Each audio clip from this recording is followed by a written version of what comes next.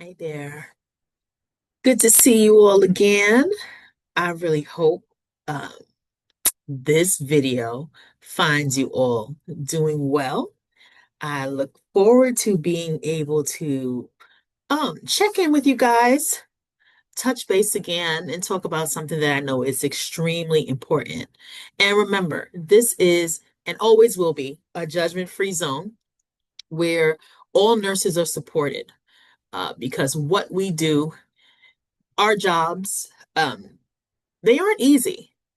And I think sometimes we overlook what it is we need to do to make sure that when we show up not only for our patients and everyone we come into contact with every day, but that we are showing up for ourselves as well.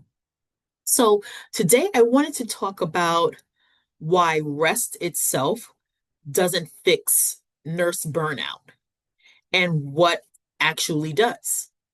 Um, if you are a nurse who's taken time off, slept more, maybe even gone on vacation, and you still come back feeling just as exhausted, this video is for you. Trust me.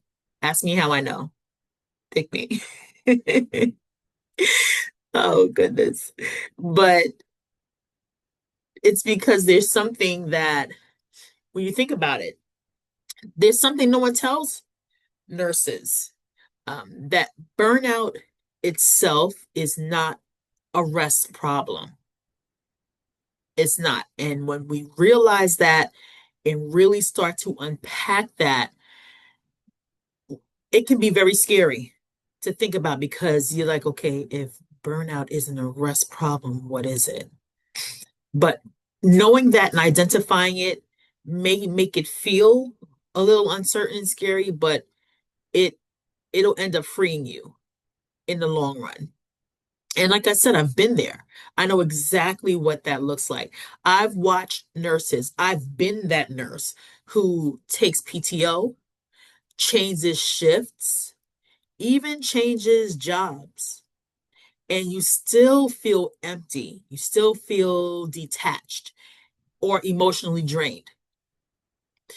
Totally been there and know exactly what that feels like. And if you're not careful, then you just end up bouncing from place to place, position to position, and you still feel that emptiness. So today we're going to talk about why rest alone doesn't fix burnout. And what's even more important than that, we'll talk about what actually helps nurses heal long term because we're not looking for a quick fix. Our nursing careers aren't today careers. These are things where we've devoted time to study that we plan on being a nurse for the foreseeable future. Okay, so I want to make sure that the things we cover, the tips we have, the foundation we build will be one that we can always come back to be able to replenish ourselves, to be able to think on, and to be able to have in place so that we will always advocate for ourselves. So let's talk about why rest itself is pushed as the solution. Rest is important. There is no two ways about that. Rest itself is important. And we have to think about physical exhaustion versus emotional burnout. Two different things, two totally different things. And when we ourselves, as nurses, work in hospitals, work in facilities, healthcare itself loves systems, they love rest because it puts the responsibility back on nurses. You know, it's very easy when we say you just need rest. You know, when we say that, what are we really saying? That the issue is you. That's what it's saying. It's saying that nothing else, no external factors play into how you're feeling and why you feel the way you feel. When we say, oh, you just need rest, that's simply saying it's a you problem. And if you get that together, you'll be okay. But burnout itself, it happens when the cost of our caring ends up exceeding the capacity we have to recover. Constantly giving of ourselves, constantly caring. And trust me, caring is more than just something that's mental, it's emotional, it's certainly physical, because we find ourselves doing more to make sure that things are together and things are in place. But in doing so, we're chipping away at us. And that burnout becomes more and more noticeable. So, what are examples that we can definitely relate to when we think about that?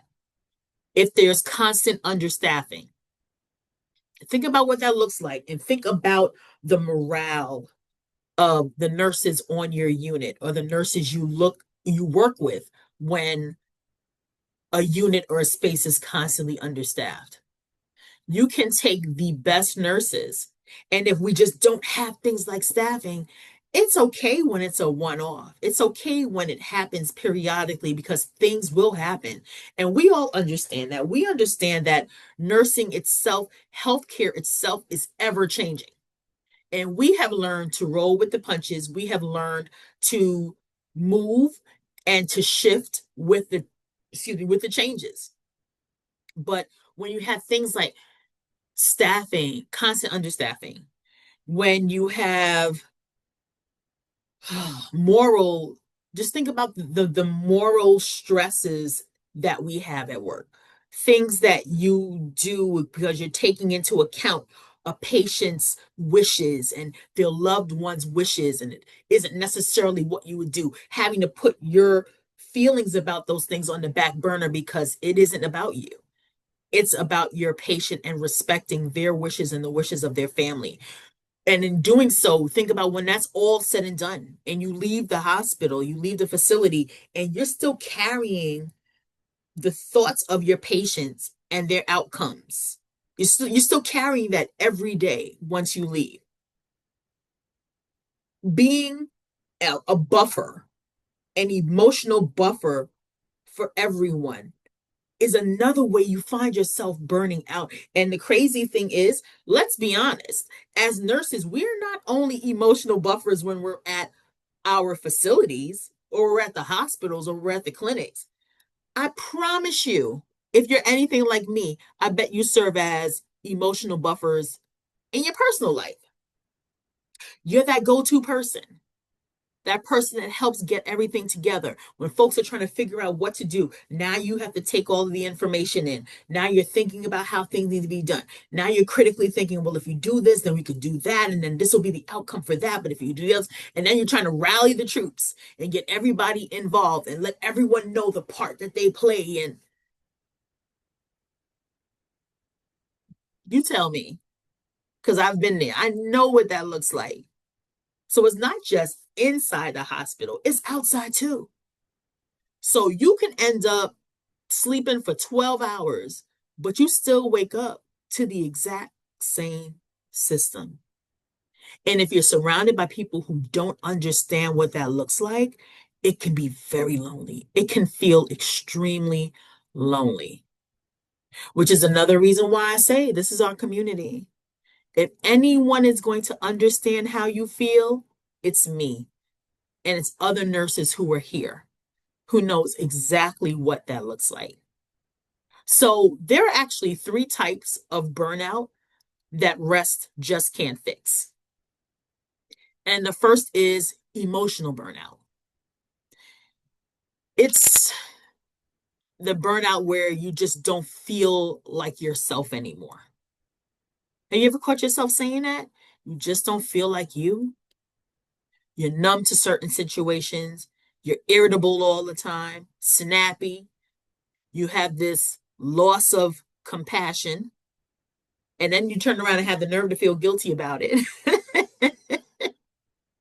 Have you ever been that way? Something crazy going on at the hospital. I so remember once we had a patient who was coding, and I was charged for the night covering the unit. Matter of fact, I was covering a couple of units, and got there, and this patient is coding, and the docs and everyone is working on them. CPR is going. Everyone's doing their thing. They got the crash cart out, and everybody's pulling up. They're pulling up drugs, and everybody's the nurse who's supposed to be charting is charting. And while this is happening, the patient's daughter is there watching this happen. We get so used to seeing these things and knowing what this looks like. It's like I could look at her and tell that she was about to have the meltdown. It was like in 5, 4, 3. I saw it coming. So what did I do while everybody's doing it? I went by the nurse's station, pulled the chair on wheels. By the time I got the chair on wheels over to where she was, she falls out, lands right in the chair. I put her in the chair, keep the chair moving, move her out of the way so they can do what it is they're doing, have one of the medical assistants attending to the patient's daughter. And guess what? Did that and then had to go on to something else and take care of something else. So while she's actively melting down, I now have to hand off that baton, hand her off in the wheeling chair, and now she becomes someone else's responsibility while they're attending to her mother in the room. And guess what? There's no time to decompress. There's no time to think about what that looks like in that moment.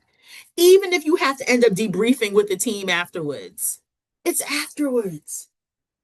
And honestly, we're debriefing so that what? Everyone is on the same page so we can make sure that everything that needed to be done was done, and that we can identify if there were areas that we need to clean up or shore up later on. But there's never no real time for you to be able to say, whew, and come to terms with what it is you've witnessed and what you were a part of. It wasn't just you witnessing it, you were an active participant. So I understand exactly what that looks like. And if we're not careful, that emotional burnout will be there. And you'll say, you know what, this is something I need to get a handle on. Because I've caught myself at times having been snappy with family members, with others, and I had to look at myself and say, Crystal, that's not you. That's not even you. So what's going on here? So that's one, that emotional burnout. Now, how about the moral burnout? That's the second one. And that's when you know that the care you're providing should be better, but your hands are tied. So you're doing the best you can with what you have. An example of that is when you're short staffed, when the nurse to patient ratio is higher than it really should be.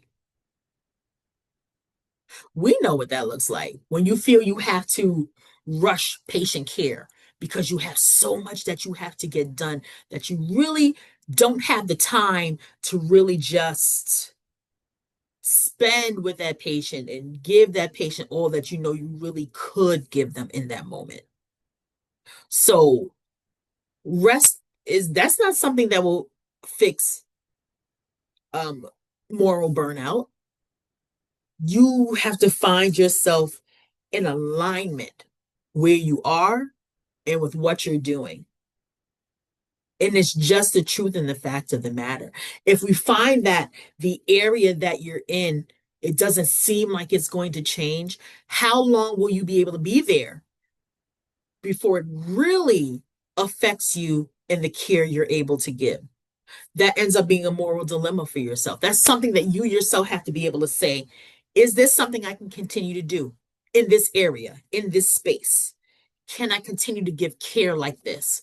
Or do I need to see if maybe there's somewhere else where I'm better served and where I can serve better? That's being in alignment. And you'll find that when we are not in alignment, it shows. It shows. It shows in our speech, it shows in our behavior, it shows how we show, it shows in how we show up. And you can see that. Have you ever just worked with people who you just know this particular place is just not for you, or this particular type of nursing, this particular environment just isn't for you. And once they move out of that environment into something else, they just flourish. You have to be aligned where you are. And no one will know that more than you. Sometimes you can have people who will recognize it and they'll bring it to your attention. And when they bring it to your attention, please don't get huffy. Don't get upset. Take it as the blessing that it is. Say, you know what? If I'm really not in alignment here, where would I be better served? You have to ask yourself that question. There are some things that only you are going to be able to answer, and you're going to only be able to do when you take the steps to move forward and to move out of those areas. Oh my gosh. I just think back to when I was earlier in my career as a new nurse, and I would do other things. I was always a part of medical missions, and in doing so, I would do like little per diem gigs to raise money for the trip and all. And I just realized there were some areas of nursing that just did not work well for me. It felt like I was just doing it just to get through it, doing it just to get through the shift. But did I enjoy it? Did I really feel like my patients really benefited from me and benefited from the type of nurse and the type of person I am? I am a naturally caring and giving person. That's just me all day, every day. I find myself often thinking about the needs of others. You'll be in the supermarket, you see something that can be changed, or you see someone else who needs help, and you automatically find yourself just doing these things to help lighten their load while you're trying to take care of your stuff as well. So I understand what it can be like when you feel that you're just not in alignment. But I also understood that there was nothing anyone could do until I made the decision that that was no longer going to work for me. You can talk till you're blue in the face. You really can. You can see that for other people, but until they see that for themselves, there's nothing you can do about that. All you can do is hope and pray that they recognize that they would be better served somewhere else. Until then, there's nothing you can do about that part. So trust me when I say I understand the moral burnout because I myself was there. And what is the third one? Identity burnout. That's when nursing becomes who you are and not what you do. It's like you don't even understand and know who you are outside of work anymore. Again, and in this case, you don't need more sleep. You need some space and a space to be able to exist again. What did you look like outside of nursing? Before you became a nurse, how were you able to balance and what did your life look like outside of nursing? Were you that person who just loved to travel? Were you that person who was looking for something new to do and you found yourself putting yourself into new, unfamiliar environments so that you could soak up everything there was to know about it?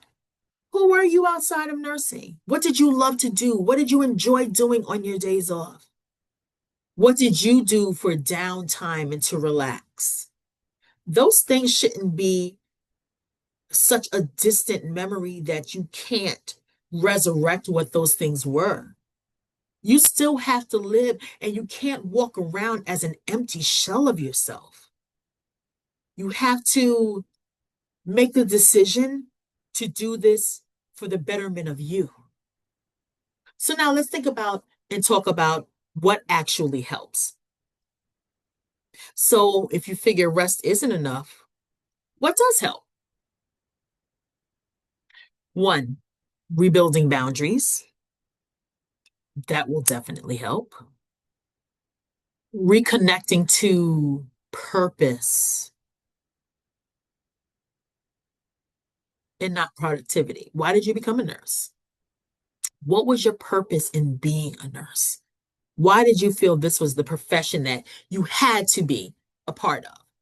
That this is what it was? What was your purpose in becoming a nurse? I know what mine was.